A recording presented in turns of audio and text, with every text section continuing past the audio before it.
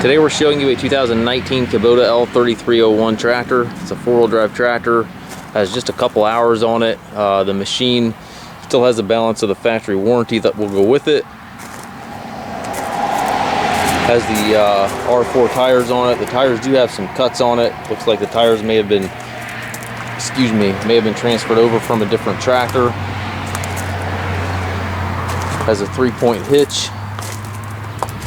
If you're looking for a little tractor for brush hogging or property maintenance, anything to that nature, this will fit the bill perfectly. It does have the hydrostatic transmission, has 3 ranges here to the left of the seat. Treadle pedal there for your forward reverse. Just a very nice, clean little tractor. You do take trades, also offer trucking and financing. I believe the warranty is extended out from 2021. Double check the listing there, but it looks like that's an error here on the tag. If you have any questions, please contact us. You can see our complete inventory at masttractor.com.